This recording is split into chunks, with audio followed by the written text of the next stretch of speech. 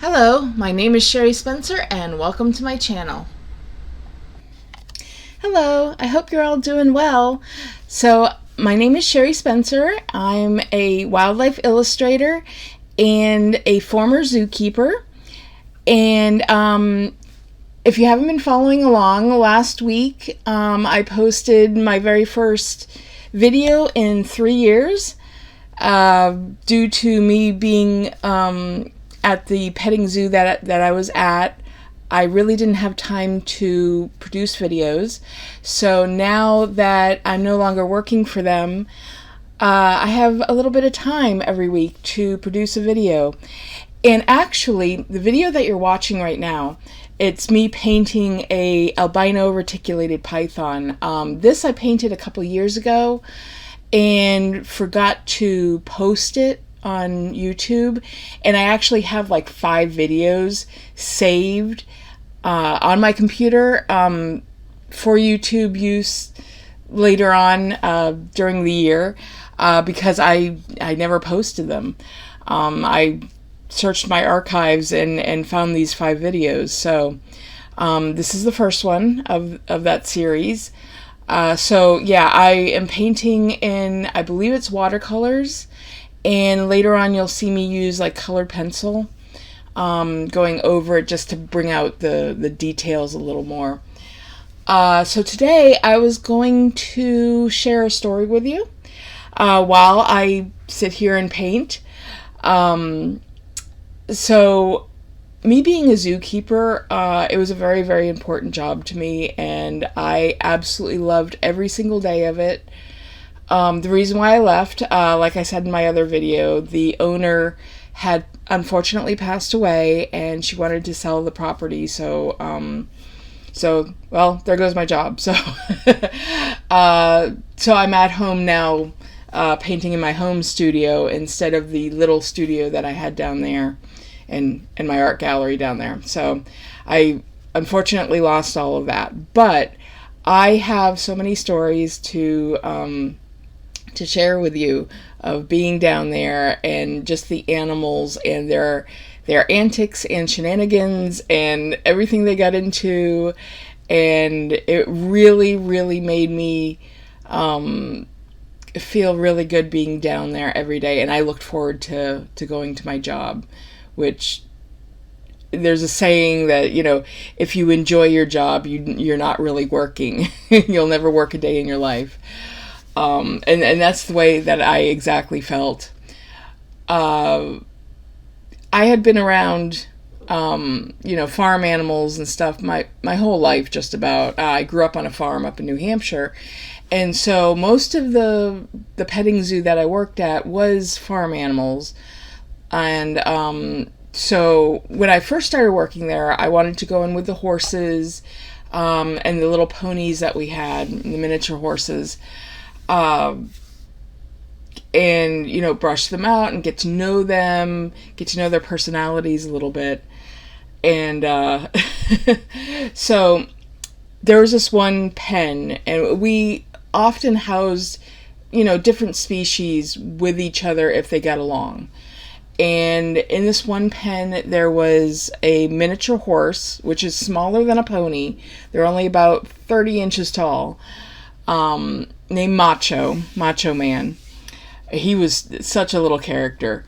And he was in there with 2 donkeys and an emu.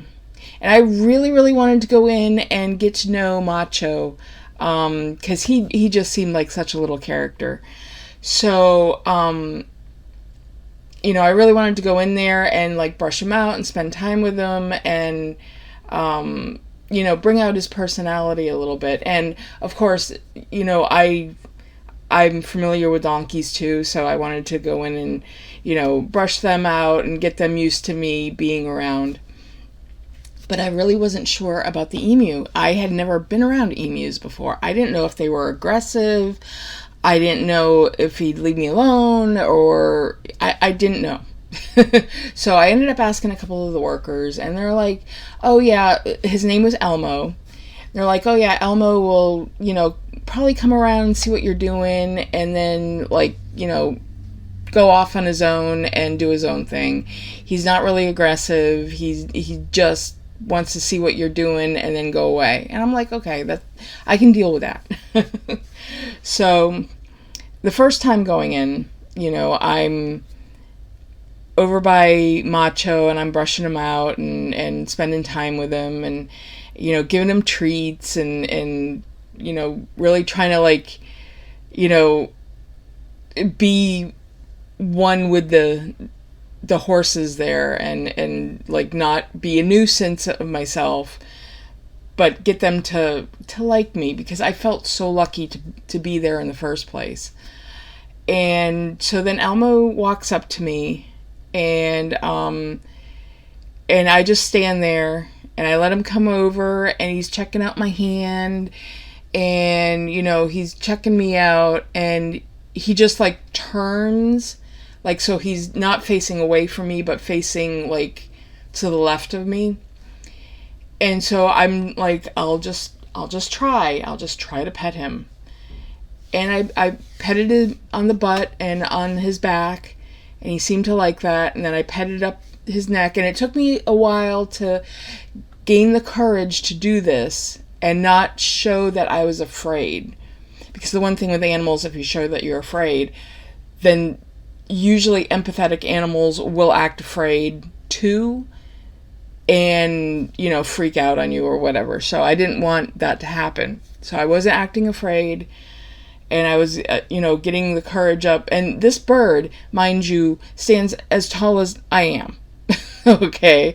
So this wasn't a little bird. This was an emu. This was a full-grown 5-foot tall emu. And I'm 5'5". So, I stood a little bit taller than him, but not by much. And I got to look at him up close and look at he had a blue neck, a really, really blue, sky blue neck, and these really weird eyes, and just this really ancient looking beak and prehistoric feet, and he just looks like a dinosaur. And I thought that was so cool, to be actually petting a dinosaur. So I start petting him up his neck, because I've heard that that emus can be really sociable and really personable to people that they know. And so I start petting him on his back and then up his neck just a little bit. He comes over and puts his head on my shoulder and snuggles up to me, and I could not believe it. He was the nicest thing ever and the nicest bird, and I just absolutely fell in love with him right in that moment. I'm like, this animal just wants to be loved, just wants attention, and because of the way he looks, most people that come up with little kids, most of the little kids are afraid of emus because of the way that they look. But he was so gentle and so just wanted attention so bad, and so I started, going in there every day with him and, petting him and brushing out the ponies and things and the donkey that was in there, donkeys, there's 2 of them, and going in there every day with him, and it started to be a routine. And then he just started, he would come over, he would snuggle up to me, he'd start going down on the ground, he wanted to sit down. And so one day when it wasn't muddy, because it was often muddy in his enclosure, because it is Florida and we do have horrible rainstorms, a season of horrible rainstorms here. So I think it was around that time period, I couldn't go down on the ground with him just right yet because it was still muddy. But there was one day when it was kind of dry, and I decided to go down on the ground with him and sit next to him.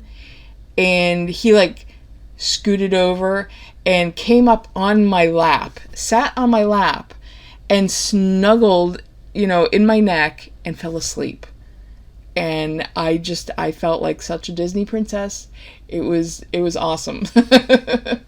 So yeah, from then on, I've just, every single day I would go and try to pay attention to him along with a bunch of the other animals that were there, and try to pay as much attention to him as I possibly could, because nobody else really tried to. All the customers that were there, like I said, were either they knew what an emu was and how affectionate they could be, or they were afraid. So yeah, so there's my story of meeting Elmo for the first time, which was kind of scary, but I'm glad I did it, and I so felt like a Disney princess after that. So okay, I think I am done with the Albino Reticulated Python, and I will show you a picture of it, and I will see you in the next I will see you in the next post on my channel, okay, which should be next Friday. All right, see you guys later. Bye. Thank you for watching. Please like and subscribe.